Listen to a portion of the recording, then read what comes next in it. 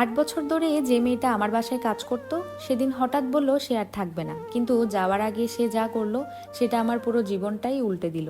সে আমার হাতে একটা মোটা খাম ধরিয়ে দিল। ভেতরে গুণে দেখি এই 8 বছরে আমি তাকে যত টাকা দিয়েছি সব 1 টাকাও কম না। আমি অবাক হয়ে তাকিয়েছিলাম। সে নিচু গলায় বলল, আপা, আমি আপনার ঋণ নিয়ে থাকতে চাই না, কিন্তু একটা কথা না বলে গেলে আমার বুকটা পুড়বে।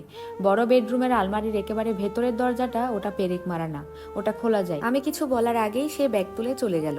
আমি দাঁড়িয়ে রইলাম। কথাটা মাথার ভেতর ঘুরতে লাগলো। আমার সে আলমারিটা পুরো দেওয়াল জুড়ে বানানো 6টা দরজা। সবচেয়ে শেষের দরজাটা রাশেদের কাপড়ের জন্য।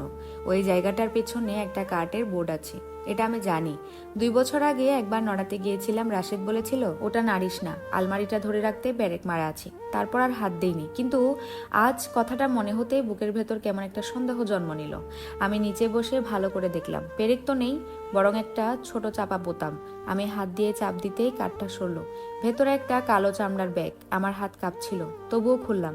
প্রথমেই একটা মোবাইল ফোন, পাসওয়ার্ড চাইলো। রাশেদের জন্মদিন দিলাম, ভুল। আমাদের বিয়ের তারিখ ভুল। হঠাৎ মনে পড়লো একদিন বলেছিল একটা তারিখ আছে, খুব স্পেশাল, একদিন বুঝবি। আমি সেটা টাইপ করলাম, ফোন খুলে গেল। আমার বুকের ভেতর ধপ করে উঠলো। আমি সরাসরি হোয়াটসঅ্যাপে ঢুকলাম। একটা মাত্র চ্যাট, উপরে পিন করা, নাম লেখা প্রাণ। শেষ মেসেজ গত রাত 11টা। শোনো, আজ তোমার ছেলে প্রথম বাবা বলেছে, তুমি আসবা না? সাথে 15 সেকেন্ডের ভিডিও। আমি ভিডিওটা চালালাম। একটা 3 বছরের ছোট ছেলে নীল জামা পরে হাসতে হাসতে বলছে, বাবা, ওটা আমার বাসা না। আমার চোখ ঝাপসা হয়ে গেল।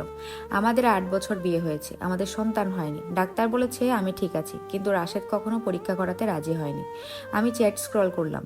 3 বছরের বেশি সময়ের কথা, প্রতিদিন কথা। তুমি আসবা না? আমি অপেক্ষা করছি। ছেলেটার জ্বর, রাশেদের উত্তরগুলো ঠান্ডা। আজ পারবো না, কাল আসবো। ওষুধ খাওয়াও। কখনো কখনো লিখেছে, আর 2 বছর অপেক্ষা করো, সব তোমার নামে করে দেব। আমার হাত ঠান্ডা হয়ে যাচ্ছিল। ব্যাগের ভেতর আরো একটা কাগজ, একটা ফ্ল্যাটের চুক্তি। ঢাকার এক অভিজাত এলাকায় 1300 স্কোয়ার ফিট, মালিকের নাম সাবিহা। ব্যাংক স্টেটমেন্ট, প্রতি মাসে 10 তারিখে 50,000 টাকা ট্রান্সফার।